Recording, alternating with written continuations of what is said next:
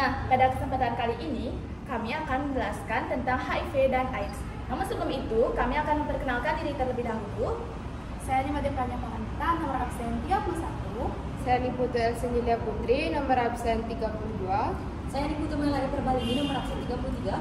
Saya Niputu Novita Sedewi, nomor absen 34. Dan saya Niputu Pranyani, absen 35.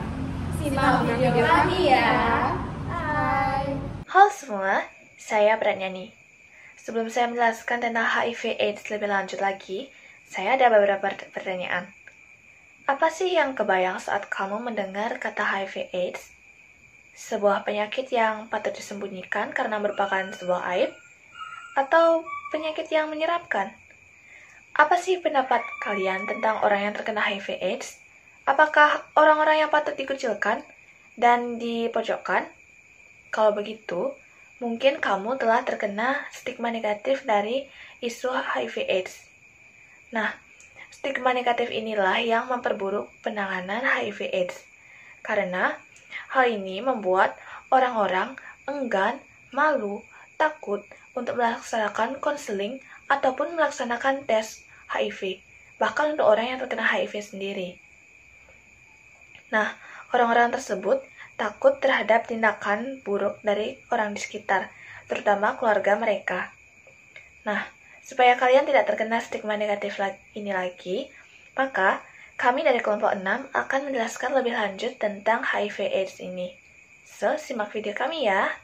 HIV atau Human Immunodeficiency Virus adalah virus yang menyerang kekebalan tubuh manusia dengan cara mereplikasikan dirinya. Nah, virus ini terutama menyasar sel CD4, yaitu sel darah putih yang berfungsi dalam kekebalan tubuh. Nah, semakin banyak HIV yang bereplikasi dalam tubuh, maka jumlah sel CD4 kita semakin sedikit, sehingga kekebalan tubuh menjadi menurun, dan tubuh pun rentan terkena berbagai macam penyakit. Nah, proses ini umumnya terjadi tidak secara drastis, sehingga kalau terdeteksi secara dini, maka bisa dilakukan penanganan atau penghambatan dengan cara pengobatan yang tepat. Nah, mungkin sebagian orang beranggapan bahwa AIDS ini sama dengan HIV. Namun, sebenarnya agak sedikit berbeda loh. AIDS ini merupakan stadium akhir dari infeksi virus HIV. Nah, kalau tubuh sudah terkena AIDS ini, tubuh tidak lagi mampu untuk menyerang infeksi dari berbagai kuman, penyakit, atau virus, sehingga bisa berakibat fatal yang berujung kematian. Nah, untuk mencegah terjadinya infeksi virus HIV serta mencegah HIV menjadi AIDS, kita perlu mempelajari tentang penyakit ini, mulai dari gejalanya, cara penularannya, dan pencegahan serta pengobatannya. Oke, selanjutnya yang mau saya bahas adalah gejalanya. Kebanyakan orang dengan HIV nggak sadar kalau dia sedang mengalami gejala HIV. Soalnya gejala awalnya tuh biasanya ringan banget, bahkan nggak ada kerasa sama sekali. Kalaupun ada, gejalanya biasanya muncul di awal infeksi, yaitu pada masa serokonversi yang biasanya terjadi di 2-8 minggu pertama sejak terpapar HIV. Gejala yang mungkin timbul biasanya mirip dengan gejala flu, makanya sering disebut dengan flu-like syndrome, yakni gejala yang ditandai dengan demam lemas dan kelelahan sama nyeri pada otot dan area kelenjar getah bening. Gejala ini bisa berlangsung selama 1 hingga 2 minggu sebagai tanda perlawanan daya tahan tubuh terhadap infeksi HIV. Terus, kalau dibiarin begitu aja, infeksi HIV bisa berkembang ke tahap laten yang bisa berlangsung bertahun-tahun, dan pada fase ini, orang dengan HIV bisa hidup tanpa gejala sampai sekitar 5 hingga 10 tahun. Jadi ya selama masa itu rasanya kayak sehat-sehat aja. Padahal mereka tanpa gejala replikasi virus pun terus berjalan, dan sistem kekebalan tubuh semakin runtuh.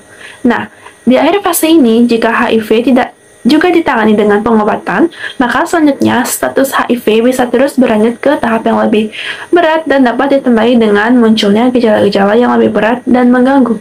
Soalnya di tahap ini jumlah sel CD4 itu sudah sangat rendah, jadi sistem daya tahan tubuh itu nggak mampu lagi untuk melindungi diri dari berbagai penyebab infeksi.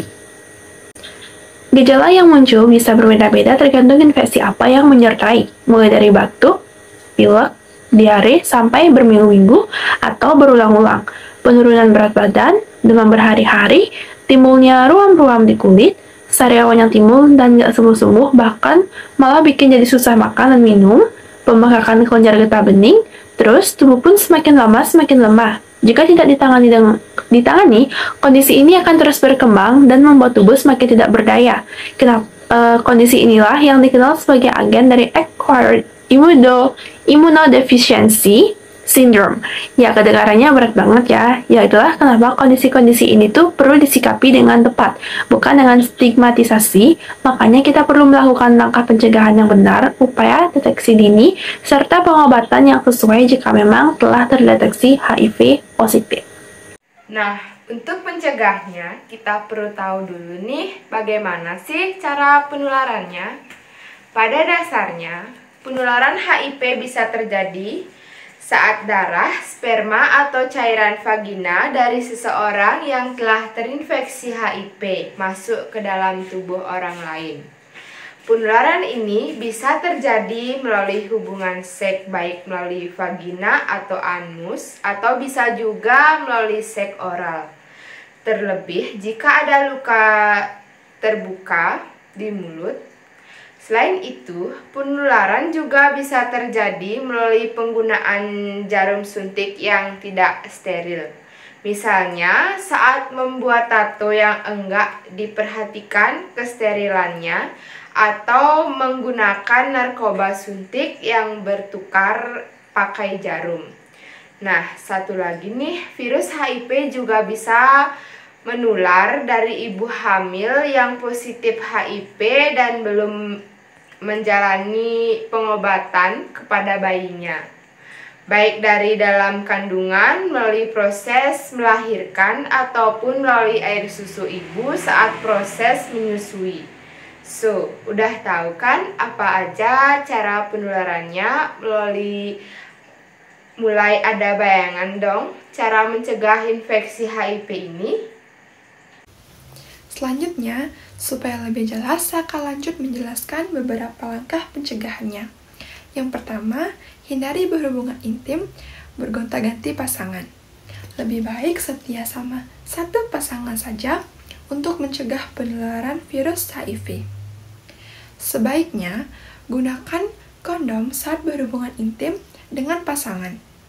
Terlebih kalau statusnya pasangan belum diketahui, kalau memang memiliki pasangan yang merupakan ODA. Nah, muncul pertanyaan nih, apakah ODA tidak dianjurkan untuk menikah? Apalagi merencanakan kehamilan ya? Eits, jangan salah dulu. Dengan menjalani pengobatan dan kontrol kesehatan yang baik bersama dokter, ODA tetap bisa berkeluarga tanpa menularkan pasangan maupun keturunannya loh. Balik lagi, soal pencegahan, kamu dianjurkan untuk selalu jalani pola hidup sehat dan hindari perilaku berisiko lainnya, seperti menggunakan narkoba suntik. Kita harus memperhatikan sanitasi fasilitas layanan dalam menggunakan jarum suntik, dan ada satu hal lagi yang penting dilakukan, yaitu jalani konseling dan tes HIV, apalagi kalau kamu sebelumnya punya riwayat perilaku berisiko terhadap penularan HIV. Konseling dan tes HIV ini bermanfaat untuk mengedukasi kamu tentang HIV dan AIDS sambil menilai apakah dirimu berisiko. Selanjutnya, untuk memastikannya, kamu bisa menjalani testing yang akan membantu kamu untuk mendeteksi apakah benar terinfeksi HIV atau tidak. Kalau terdeteksi non-reaktif atau negatif, seenggaknya kamu jadi lebih bisa berperilaku lebih aman ke depannya. Kalaupun terdeteksi reaktif atau positif, kamu bisa segera ditangani sehingga terhindar dari AIDS dan berbagai komplikasi berbahaya lainnya. Makanya sekali lagi kami ingatkan untuk yuk stop stigma negatif terhadap HIV dan AIDS, karena stigma tersebutlah yang dapat membuat orang-orang malu dan enggan untuk memeriksakan dirinya ke klinik maupun ke laboratorium. Nah, kebanyakan orang juga merasa tidak perlu melakukan tes ini karena tidak merasakan gejala-gejala maupun tidak merasakan melakukan kegiatan dan perilaku yang beresiko. Padahal tes HIV ini sangat penting sekali loh. Makanya saya saranin buat teman-teman yang sedang menonton video ini untuk jangan takut untuk memeriksakan diri ke laboratorium ataupun ke rumah sakit. Nah, kalau misalnya takut ada apa-apa, jangan khawatir karena rumah sakit ataupun laboratorium tempat kalian periksa sudah pasti akan menjaga privasi kalian. Nah, pertanyaan selanjutnya, kalau misalnya hasilnya positif gimana? Nah, seperti yang saya katakan tadi, jangan khawatir karena lagi-lagi HIV itu bukan akhir dari segalanya. Dan juga tempat kalian periksa sudah pastinya dan sepatutnya untuk menjaga privasi kalian.